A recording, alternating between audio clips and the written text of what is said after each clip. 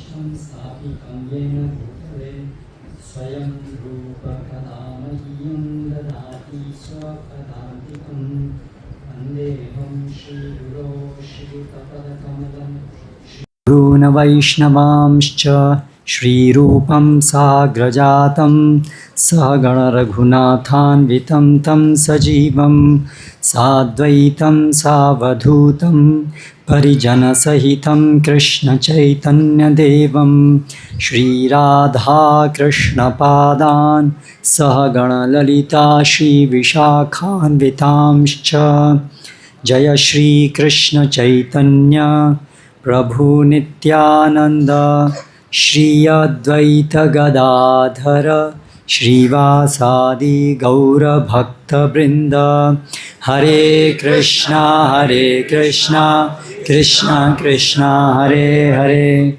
हरे राम राम राम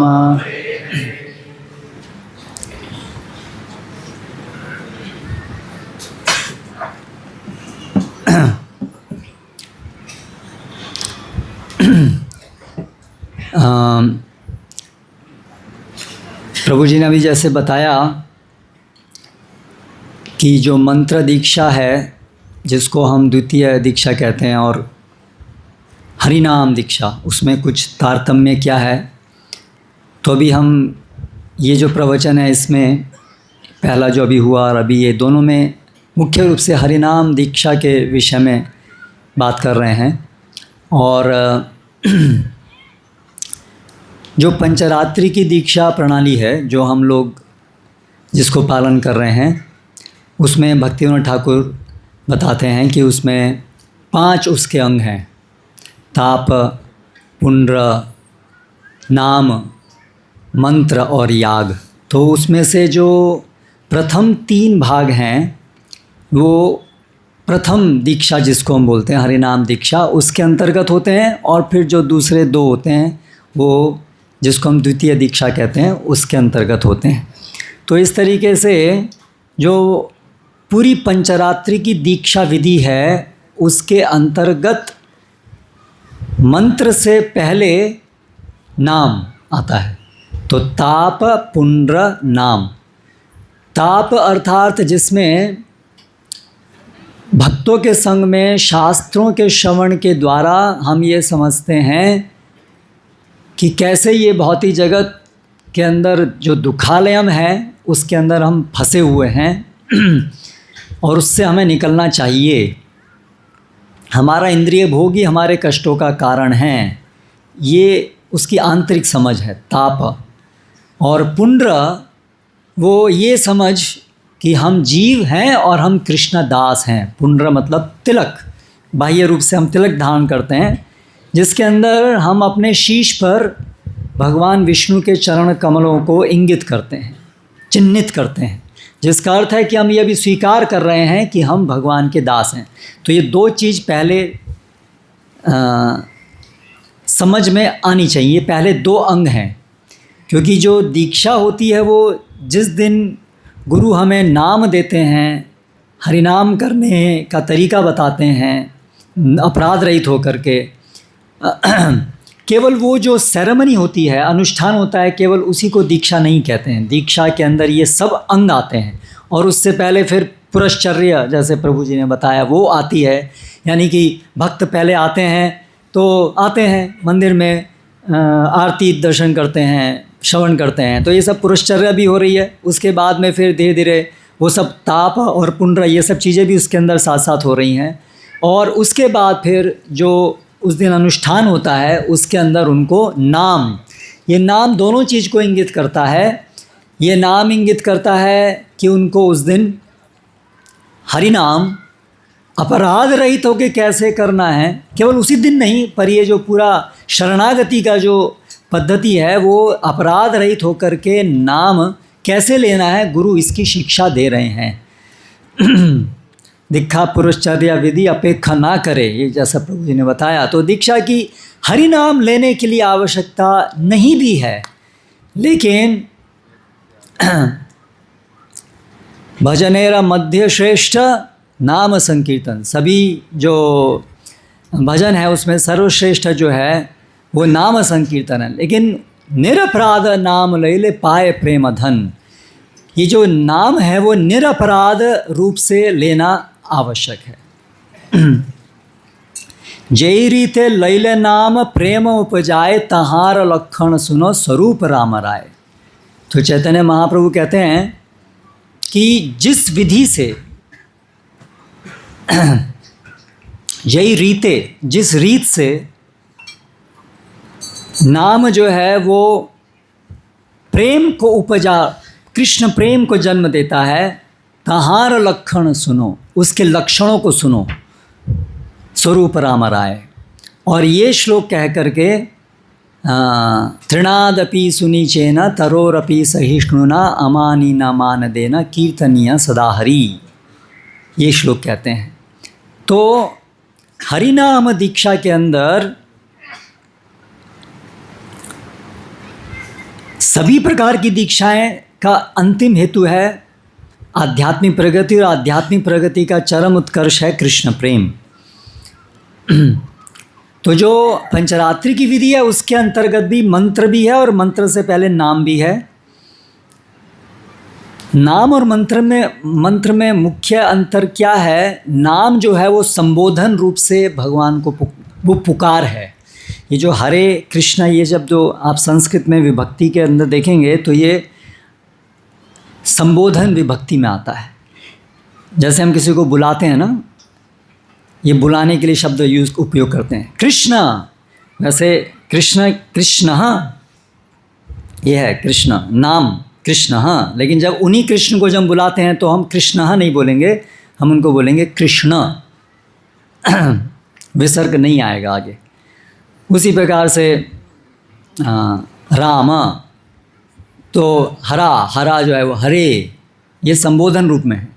और जो मंत्र होता है, जो आगे गायत्री इत्यादि जो हम आगे उसमें फिर मंत्र लेते हैं, उसमें भी नाम है, लेकिन वो नाम जो है वो चतुर्थ विभक्ति में है कि हम विष्णवे नमः, विष्णु के लिए नमस्कार।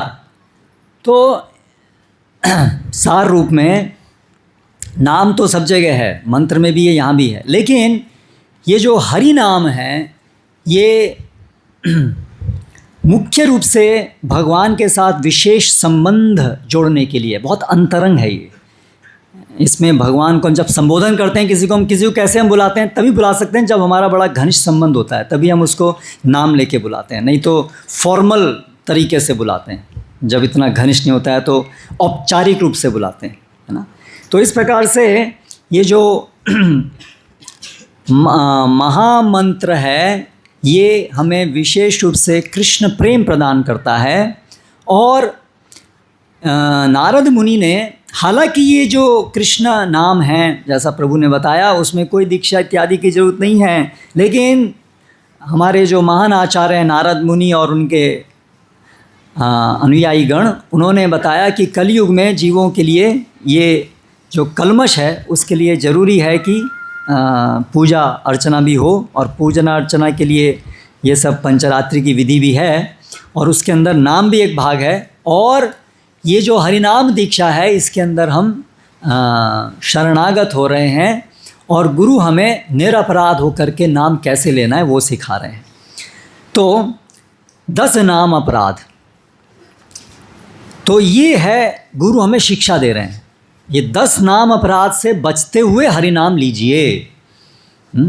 10 नाम अपराध, इसलिए ये 10 नाम अपराधों को अच्छे से समझने की आवश्यकता है। तो सताम निंदा नाम नफ परमम अपराधम वितनुते यथ ख्यातिम यातम कथम सहते तद विगरहम। सबसे पहला नाम अपराध है सताम निंदा, साधुओं की भक्तों की निंदा। नाम न परमम अपराधम, नाम का ये परम अपराध।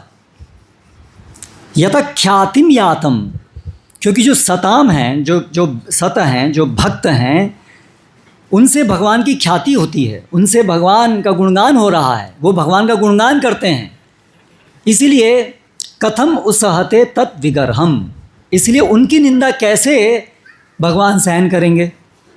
जिनके द्वारा भगवान की ख्याति, भगवान का गुणगान भगवान के मनोभीष्ट का प्रचार होता है, उनकी निंदा भगवान कैसे सहन करेंगे, अर्थात भगवान उसको सहन नहीं करेंगे, इसलिए वो एक महान अपराध बनता है। हम चाह रहे हैं भगवान की तरफ जाना, भगवान को प्रसन्न करना, प्रसन्न करने वाले बनना, इसलिए आराधना करना हम चाह रहे हैं।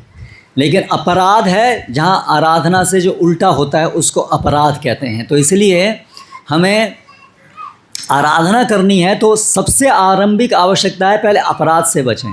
तो इसलिए यहाँ पर ये सब वर्णन है कि पहला अपराध ये है। तो निंदा बहुत बड़ी चीज़ है, इसलिए जो चैतन्य महाप्रभु ने जिस पे बल दिया कि शुद्ध नाम अगर लेना है, भक्तिविनोद ठाकुर अपने भजनों में बार बार इस बात को, तृणादपि सुनी चेना तरोरपि सहिष्णुना अमानी न मान देना कीर्तनीय सदा हरि, निरपराधों के नाम लेने की ये कुंजी है। तो इसमें ये कि निंदा की वृत्ति है, निंदा की वृत्ति जो हमारे अंदर है वो हमारे को अपराध लेने के लिए विवश करती है। तो हालांकि ये जो विषय है बहुत बृहद है, निंदा, साधु निंदा किसे कहते हैं। संक्षेप में अगर हम किसी की भी निंदा नहीं करनी चाहिए, पहले तो ये समझना है। ऐसा नहीं है कि साधु की निंदा नहीं करनी है, बाकी की निंदा करनी है या कर सकते हैं, ऐसा नहीं है। निंदा किसी की नहीं करनी है, भगवान किसी की भी निंदा पसंद नहीं करते हैं। लेकिन विशेष रूप से जो भक्त हैं उनकी निंदा तो भगवान को और अधिक अप्रसन्न करती है। तो भक्तिविनोद ठाकुर बताते हैं किसी भी भक्त के भक्ति में आने से पूर्व के जो कुछ दोष हैं उनको लेकर के उसकी त्रुटि निकालना, उसको वो एक निंदा का कारण बनता है। जैसे कोई भक्त हैं, भक्ति में आने से पहले जो भी उनका जीवन रहा उसको हम जानते हैं और उसके आधार पे हम बोलें अरे हम जानते हैं कैसा भक्त है, अभी नाम माला लिए घूम रहा है, इसका इतिहास हमें पता है क्या है ना। तो इस प्रकार से सोचना, भक्ति में आने के पूर्व के जीवन को लेकर के उनकी भर्त्सना करना, ये साधु निंदा बनाता है। दूसरा, जो भक्तगण गंभीरता से प्रयास कर रहे हैं भक्ति में प्रगति करने का, जिनको ये बात, ये श्रद्धा, शास्त्रीय श्रद्धा जिनके अंदर है, जिससे कि उनका प्रवेश हुआ है भक्ति में, शास्त्रीय श्रद्धा अर्थात कृष्ण भगवान हैं, हम उनके दास हैं, हम जीव हैं, हम कृष्ण के दास हैं, नित्य दास हैं, कृष्ण नित्य हैं, ये सब संबंध ज्ञान और अभिधेय तत्व भक्ति ही वास्तविक कृष्ण प्रेम प्राप्त करने का एकमात्र अभिधेय है। ये सब विषयों में जिनकी श्रद्धा उत्पन्न हुई है और इसके कारण भक्ति में उनका प्रवेश हुआ है, तो ऐसे जो भी भक्त हैं तो अभी वो प्रसाधक भक्त हैं। तो जो भी पूर्व जीवन में गलत आदतें रही हैं उसकी वजह से संभवतः कुछ त्रुटियां हमें वर्तमान समय में भी देखने को मिलेंगी। हम सब देखते हैं, हम सब जानते हैं कि हमारे अंदर अनर्थ रहते हैं। श्रद्धा विकसित होने पर तुरंत अनर्थ नहीं खत्म होते हैं। आदौ श्रद्धा तथा साधु संगत भजन क्रिया तथा अनर्थ निवृत्ति स्यात्।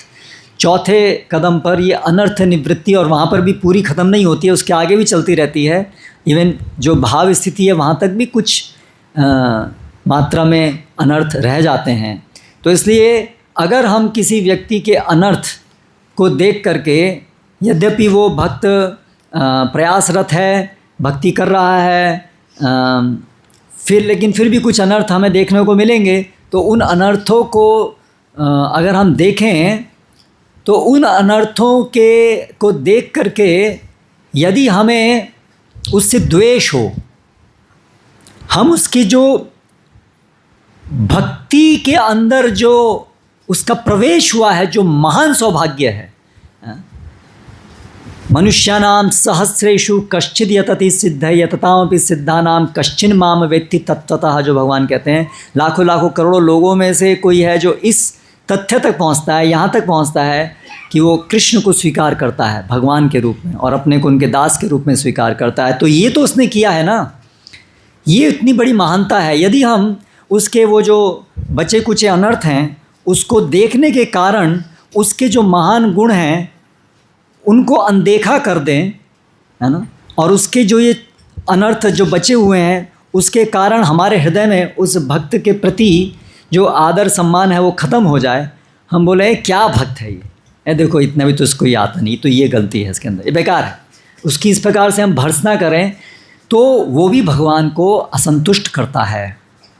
हाँ, तो इस प्रकार से ये निंदा होती है। लेकिन निंदा क्या कब नहीं होती है ये भी जानना जरूरी है। तो अगर कोई साधु हैं, कोई भक्त हैं, यदि उनके गुरुजन या उनके मित्रगण मित्रवत या उनके गुरुजन शिक्षा रूप में उनके त्रुटियों को, उनके अनर्थों को इंगित करते हैं, उन्हें सिखाने के लिए, उनका उद्धार हो इस उद्देश्य से अगर उनके अनर्थों को उद्घाटित करते हैं तो उससे निंदा नहीं बनती है। उसी प्रकार से यदि कोई गुरुजन किसी भक्त के दुर्गुणों का अन्य लोगों को शिक्षा देने के लिए उसको बताते हैं, जैसे शास्त्रों में बहुत उल्लेख हैं अलग अलग, जैसे हम देखते हैं भरत महाराज एक हिरण से आसक्त हो गए, तो अब उसका उल्लेख है, लेकिन वो निंदा नहीं है क्योंकि शास्त्रों में उसका उद्देश्य है कि शिक्षा, कि देखिए भाव स्थिति में आकर के भी ऐसा होता है तो आप कितने सावधान रहिए, उसका ये उद्देश्य है। तो इस प्रकार से यदि शिक्षण के उद्देश्य से, उस भक्त के शिक्षण के उद्देश्य से या अन्य के शिक्षण के उद्देश्य से यदि वो उजागर की जा रही है त्रुटि, तो वो फिर निंदा नहीं बनाती है। हाँ, उसके अंतर्गत सूक्ष्म चीज़ों को भी देखना जरूरी है, मर्यादा, हमारा अधिकार इत्यादि, लेकिन सामान्यतः मुख्य रूप से निंदा जो है उसका मुख्य है ईर्ष्या द्वेष भावना से किसी भक्त की त्रुटियों को देखना, उसको उजागर करना, बताना, ये जो है वो निंदा कहलाती है। तो ये भगवान को अत्यंत अप्रसन्न करने वाली है। तो इसलिए हमें हमेशा ध्यान रखना चाहिए कि इस प्रकार हम निंदा ना करें। फिर दूसरा, शिवस्य श्री विष्णोर यह गुणनामादि सकलम धिया भिन्नम पश्येत स खलु हरिनामा हितकरः। अब इसके दो अर्थ होते हैं, ये सब पद्म पुराण से है। शिवस्य श्री विष्णोः, एक पहला अर्थ ये है, अगर हम धिया भिन्नम, तो धिया भिन्नम का जब हम संधि विच्छेद करेंगे तो धिया अभिन्नम भी हो सकता है और धिया भिन्नम भी हो सकता है, ये दोनों चीज़। धिया मतलब बुद्धि। अगर हम भिन्न देख रहे हैं किस किस को, शिव विष्णु, शिव और विष्णु, तो अगर हम वहाँ पर अर्थ ले रहे हैं कि धिया भिन्नम पश्येत, अगर इसको हम भिन्न देखते हैं किस किस को, शिवस्य श्री विष्णोर या यह गुणनामादि, तो वहाँ पर अर्थ है कि यदि हम शिव जो बड़े शुभ हैं, भगवान जो बहुत शुभ हैं उनके गुण, और भगवान उनको यदि हम भिन्न देख रहे हैं, भगवान के नाम रूप गुण को भगवान से यदि हम भिन्न देख रहे हैं तो ये अपराध है। यानी कि भगवान और भगवान के नाम और उनके गुणों में कोई अंतर नहीं है, ऐसे अंतर को देखना ये एक अपराध है, ये एक अर्थ है। और अगर हम इसका संधि विच्छेद करते हैं, धिया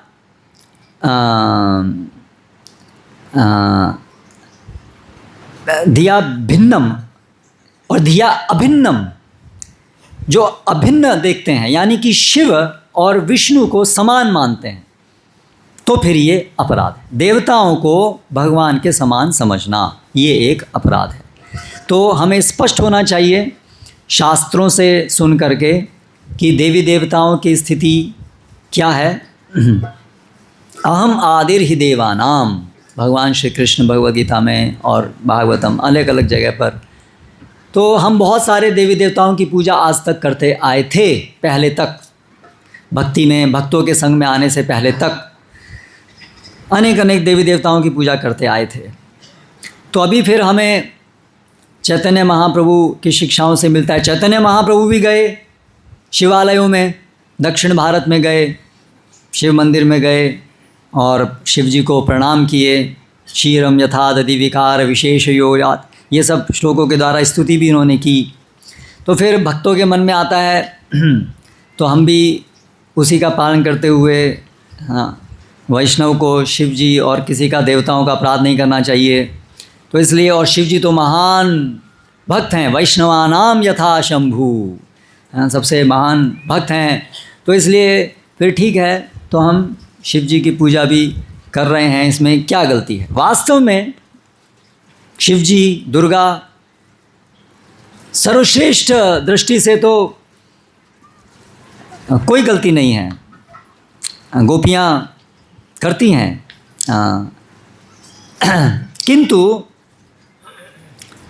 हमारी जो वर्तमान स्थिति है जिसमें हम बहुत समय से सभी देवी देवता सब एक जैसे हैं, कृष्ण भी उनमें से एक ही हैं, और हम इतरा कृष्णेतरा, कृष्ण से अलग कुछ है, कृष्ण से अलग अपने को, कृष्ण से अलग शिव जी को, देवताओं को जो मानते आए हैं, ये जो अवधारणा जो हमारे अंदर बहुत गहरी है, ये निकलनी बहुत ज़रूरी है ना। अगर हमें शुद्ध कृष्ण नाम लेना है ना।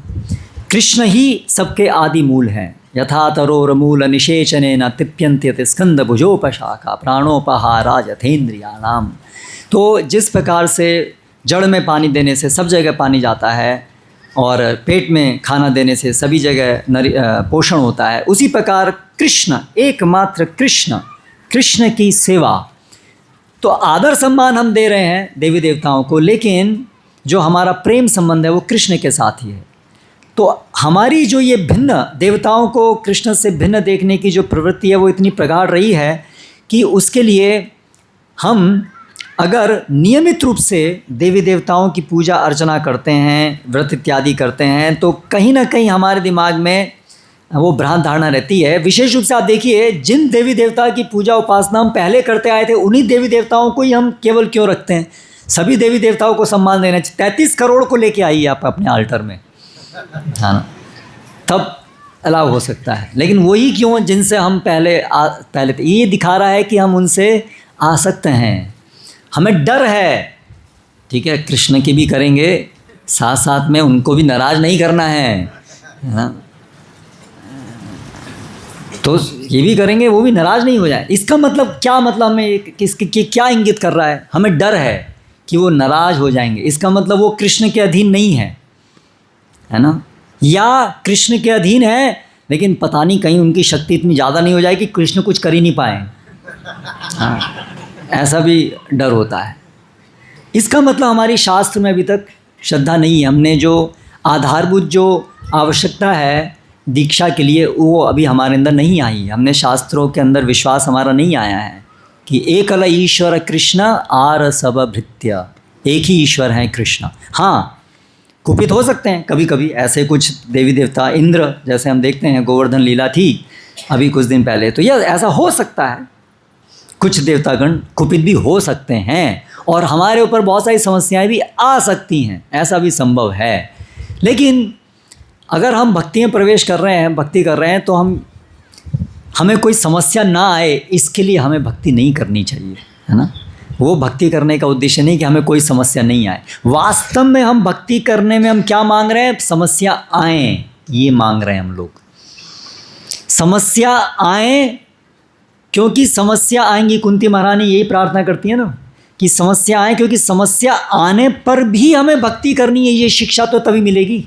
भगवान की सेवा किसी भी परिस्थिति में करनी है, वो शिक्षा के लिए भक्तगण मांगते हैं समस्याएं। लेकिन जो दीक्षा के लिए तैयार नहीं है, हाँ, वो लोग क्या सोचते हैं कि हम दीक्षा लेंगे, गुरु के शरण में जा रहे हैं, हरि नाम ले रहे हैं, शास्त्र कर रहे हैं, जिससे कि हमारे जीवन में भी कोई दुख नहीं आए। तो ये गलत धारणा है ना। दुख तो इस भौतिक जगत में आने ही है, बल्कि हम भगवान से प्रार्थना करें, भगवान हमारे प्रशिक्षण के लिए, हमारी शुद्ध भक्ति के लिए जो दुख आना जरूरी है वो आप कृपया हमें दीजिए। भक्त ऐसे मांगता है। तो इसीलिए ये विचार कि देवी देवता अगर वो कुपित हो जाएंगे तो हमें कुछ कष्ट आ जाएगा, तो इसका मतलब हमारी कृष्ण में ना तो हमारे लक्ष्य में श्रद्धा है कि हम जो दीक्षा ले रहे हैं वो हम दुख ना आए इसके लिए नहीं, बल्कि कृष्ण की सेवा में दुख लें, कृष्ण की सेवा में दुख लेना सीखें, इसके लिए है। ये इसको भक्ति कहते हैं, ना कि हमें दुख ना आए। और इसीलिए यदि देवी देवता कुपित हो भी गए और कुछ दुख आ भी गए तो ठीक है, कृष्ण की इच्छा के अनुसार जो होगा होगा, है ना। और अंततः कृष्ण परम रक्षक हैं, सर्वोपरि हैं, इसलिए ये श्रद्धा जरूरी है। इसलिए ये देवी देवताओं की उपासना, हाँ, जैसे चैतन्य महाप्रभु गए तो चैतन्य महाप्रभु जा रहे हैं रास्ते में कहीं कोई देवी देवता का मंदिर आ गया तो उनके सामने हम गए और उनको प्रणाम किया, और वो भी गोविंद के संबंध में उनका क्या है स्थान, उसके आधार पर उनकी स्तुति की, उनको समान नहीं माना। लेकिन जब नियमित रूप से अपने घर में आल्टर रखे हैं तो कहीं ना कहीं हमारी वो आसक्ति दिखा रहा है। फिर क्या होगा, भगवान से मांग रहे हैं, समस्या कोई आ रही है, जा नहीं रही है, तो हरे कृष्णा की जगह साथ साथ में फिर ओम नमो शिवाय भी बीच बीच में शुरू हो जाएगा, उसका भी एक दो मंत्र, है ना। तो इसीलिए बहुत क्लियर, कृष्ण ही का शरण, केवल कृष्ण की शरण। गुरोरवज्ञा, तो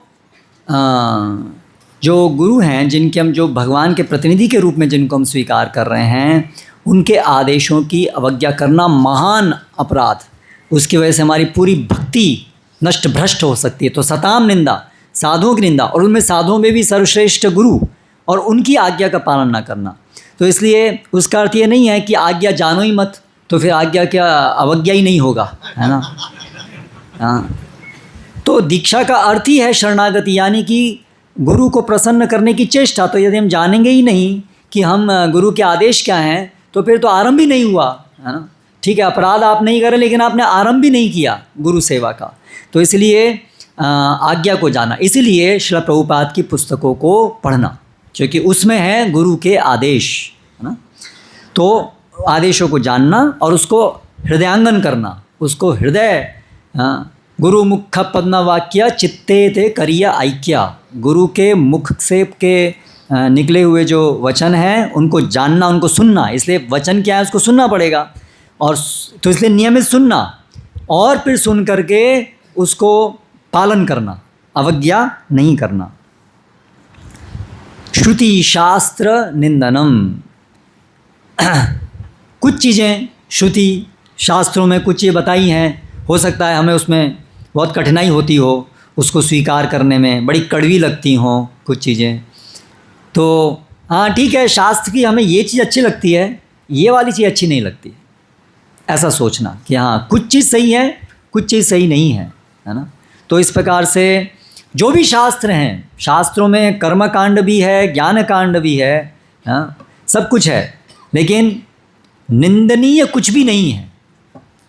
भले ही हम भक्ति सर्वोपरि है ना, वो है, लेकिन इसका अर्थ ये नहीं है कि वो जो कर्म कांड इत्यादि है वो सब बेकार है, वो है ही नहीं, वो है, शास्त्र का ही भाग है, लेकिन उसको सही परिप्रेक्ष्य में समझना कि वो जैसे कि भागवतम में बताया है कि उसकी योग्यता है, सबका अलग अलग अधिकार है। तो जिनके हृदय में भगवान की कथा के विषय में अभी तक श्रद्धा उत्पन्न नहीं हुई है, उनके लिए वो स्तर है।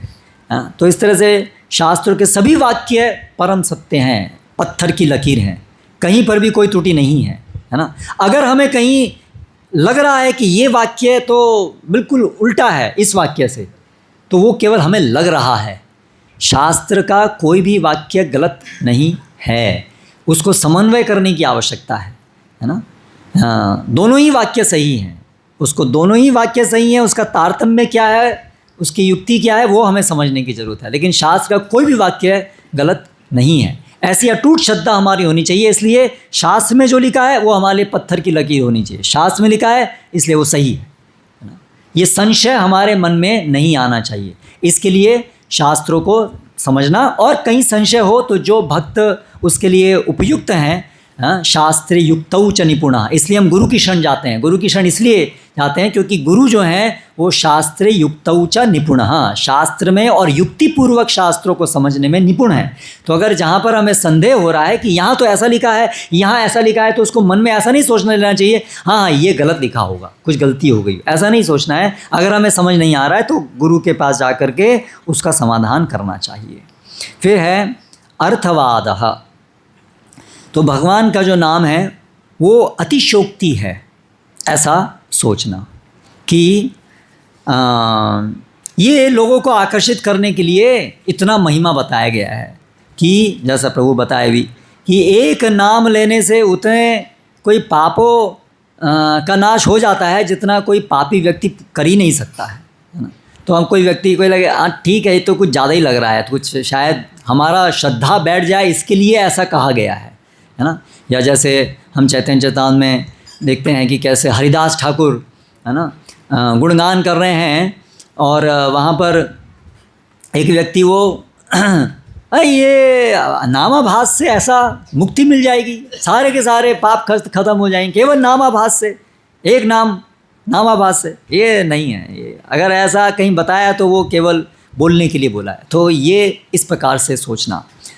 तो अभिन्नत्वम नाम नामिनो, भगवान और भगवान का नाम अभिन्न है, ये अतिशोक्ति नहीं है। भगवान और भगवान का नाम अभिन्न है। तो जब हम हरे कृष्णा बोल रहे हैं मतलब हम संबोधन कर रहे हैं तो ये ध्वनि के रूप में वहाँ साक्षात कृष्ण उपस्थित हैं, केवल हम अनुभूति पूरी तरह से नहीं कर पा रहे हैं, वो हमारी अक्षमता के कारण हैं। लेकिन भगवान और भगवान के नाम में कोई भी भेद अंतर नहीं है, इसमें ये अतिशोक्ति नहीं है, ये हमें पूर्ण विश्वास होना चाहिए। हरि नामनि कल्पनम, कुछ कल्पनात्मक रूप से भगवान नाम की व्याख्या करना। जैसे उदाहरण के लिए कृष्ण मतलब काला, काला मतलब जो दिखता नहीं, इसलिए कृष्ण वो जो समझ में नहीं आए, इसलिए भगवान कभी समझ में नहीं आ सकते। इसलिए इस तरह से कुछ कल्पना करना वो गलत है ना। कुछ का कुछ उसका अर्थ अपने हिसाब से अपने संतुष्टि के लिए उसको निकालना वो एक अपराध है। नामनो बलाद यस्य ही पाप बुद्धि न विद्यते तस्य यमैर्हि शुद्धि ही। अभी हमने इतना महात्म्य सुना कि एक नाम लेने से इतने पाप नष्ट हो जाते हैं जितना कि पापी कर ही नहीं सकता है उतने पाप। तो ऐसा सोच करके फिर हम सोचें तो फिर हम वेग आ रहा है, पाप करने की इच्छा हो रही है, ठीक है पाप अभी क्या करें, अभी कर लेते हैं, बाद में एक्स्ट्रा माला कर लेंगे। हाँ 16 माला तो करते हैं, थोड़ा और पाप हो गया तो और एक्स्ट्रा माला कर लेंगे, है ना। तो ये अपने आप में ऐसी बुद्धि रखना ही पाप है, क्योंकि भगवान के साथ जो हमारा संबंध है ना, भगवान एक व्यक्ति हैं, हम भी एक व्यक्ति हैं। भगवान कोई ATM मशीन नहीं है ना, जिनको हम मूर्ख बना सकें। भगवान हमारे भावों को देख रहे हैं, भगवान हमारी समझ को देख रहे हैं, उसके अनुसार भगवान आदान प्रदान करते हैं। तो इसलिए भगवान ने दिया, भगवान ने बताया कि ये भगवान नाम में इतनी शक्ति है कि ये सब पापों को नष्ट कर देता है, ये सत्य है, वचन गलत नहीं है। लेकिन भगवान ने किस उद्देश्य से बताया? उद्देश्य क्या है बताने का? उद्देश्य ये है कि इसलिए आप समझिए कि जब इतने सारे पाप नष्ट हो सकते हैं अनायास, ये उसका प्राथमिक उद्देश्य नहीं है। जैसा प्रभु ने बताया, प्राथमिक उद्देश्य है भगवत प्रेम प्राप्त करना। तो आप समझो आपकी कितनी महान चीज़ आपको मिल गई। वो समझाने के लिए ये बताया गया है कि हरि नाम से सब पाप नष्ट हो जाते हैं। आपको वहाँ पर कैलकुलेट करके तो ठीक है, फिर हम पाप कर लेते हैं और फिर हरि नाम ले लेंगे, ये कैलकुलेशन करके पाप करने के लिए नहीं बताया है ना।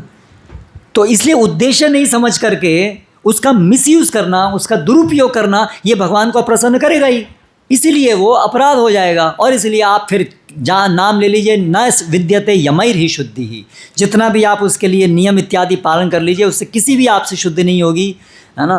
तो इस प्रकार से ये बहुत बड़ा अपराध है, ऐसी बुद्धि रखना, ऐसी सोच रखना। धर्मवृत त्याग हुतादि सर्वशुभ क्रिया साम्यम अपि प्रमादः। तो शास्त्रों के अंदर कर्मकांड विधि के अंदर अलग अलग अनुष्ठान बताए गए हैं जिससे हम पुण्य कर्म करते हैं। स्वर्ग जाने की इच्छा या भौतिक सुख प्राप्त करने की इच्छा या पाप कर्मों के फलों के निवारण के लिए जो हम पुण्य कर्म करते हैं, ऐसे अनेक अनेक अनुष्ठान शास्त्रों में दिए गए हैं कर्म मार्ग के अंदर। ऐसा सोचना कि ये भगवान नाम भी ऐसा ही एक कर्म कांड है। तो देखिए, हाँ 16 माला होनी है, 16 माला एक अनुष्ठान होता है ना, उसमें उसकी एक निश्चित विधि होती है। इस प्रकार से हम कई बार सोचते हैं कि ये भी एक अनुष्ठान है, मन से हृदय से नहीं कर रहे हैं, बस एक अनुष्ठान की तरह से एक विधि के रूप से उसे बस कर दिया सोच करके अगर ये 16 माला कैसे न कैसे अगर पूरी हो गई तो अपना काम पूरा हो गया, है ना। इससे कुछ एक पुण्य कुछ मिल जाएगा, हमारा कुछ सब कुछ भला हो जाएगा। बस भला की हमारी परिभाषा क्या है कि हमें कुछ दुख नहीं आएगा, हमें बस सब सुख मिलेगा।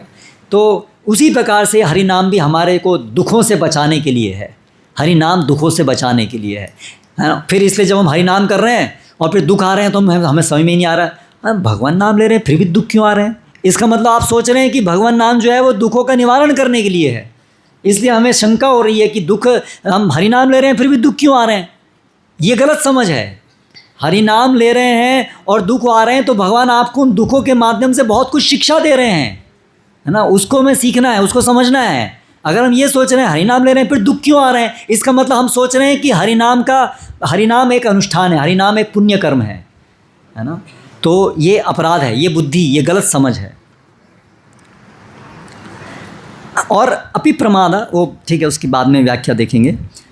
फिर अश्रद्ध धाने विमुखे अप्यशृण्वती यश्चोपदेशः शिवनाम अपराधः। जो अश्रद्ध धाना, जिसके अंदर भगवान नाम में, भगवान की भक्ति में, भगवान में श्रद्धा नहीं है, भगवान से विमुख है, अशृण्वती जो उसके बारे में सुनने के लिए इच्छुक नहीं है, उन लोगों को भगवान के नाम की महिमा का उपदेश करना वो अपराध है। कि किस प्रकार से भगवान नाम भगवान से भिन्न है, किस प्रकार भगवान नाम से कृष्ण प्रेम प्राप्त होता है। उनको यही विश्वास नहीं कि कृष्ण है और हम उनको कृष्ण प्रेम की बात बताएंगे तो उनको वो उसमें अपराध करेंगे। और अरे क्या तुम कृष्ण कृष्ण, कोई कृष्ण नहीं है, ये नहीं है, वो नहीं है, ऐसा करके और अपराध करेंगे। या हम अंतरंग कुछ बताएंगे तो वो उसे गलत अर्थ लेके राधा कृष्ण की अंतरंग लीलाओं का वर्णन करेंगे, वो सब अपराध करेंगे। इसीलिए वो गुणगान करना अपराध है। लेकिन सबके कानों में भगवान नाम जाए, ये करना अपराध नहीं है, ये करणीय है, ये करना चाहिए। और उनके स्तर के अनुसार उनकी श्रद्धा बैठे उसके प्रकार से उनको समझाना चाहिए। श्रुतेपि नाम महात्म्ये यः प्रीति रहितो नरः अहम ममादि परमो नाम्नि सोऽपराध कृत। तो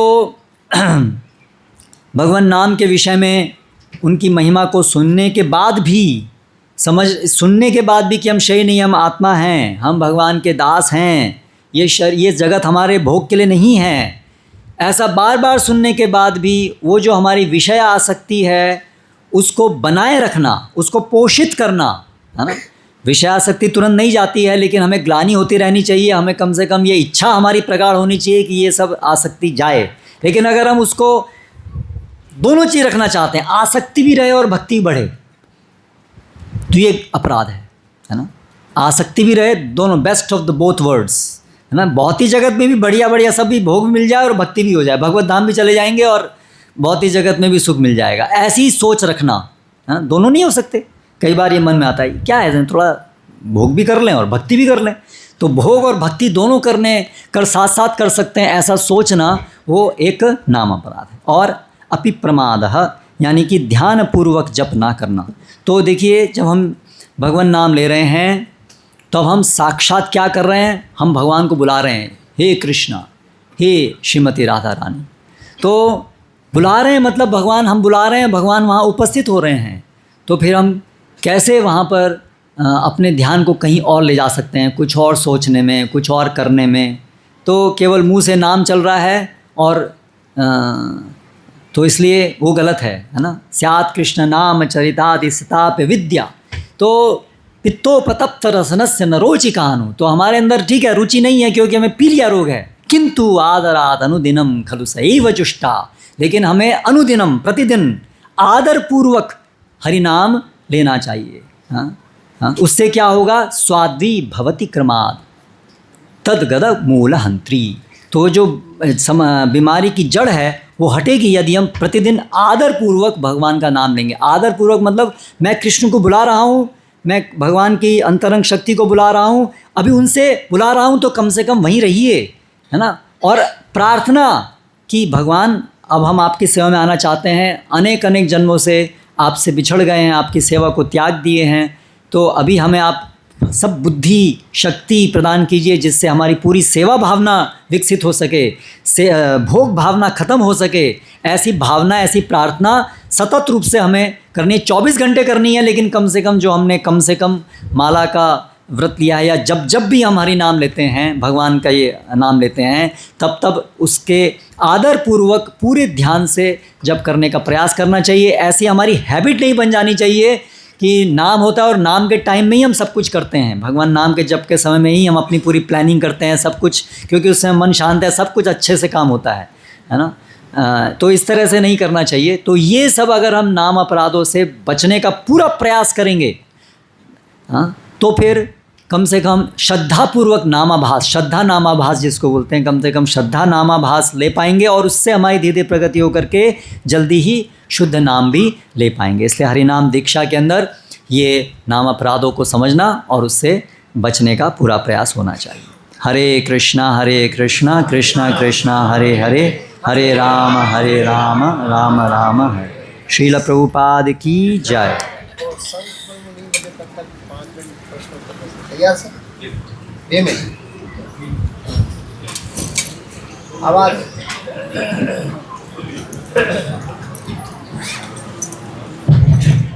अभी गोरा आरती होगी और गोरा आरती के बाद दामोदर अष्टकम, दीपदान और उसके बाद प्रसाद होगा।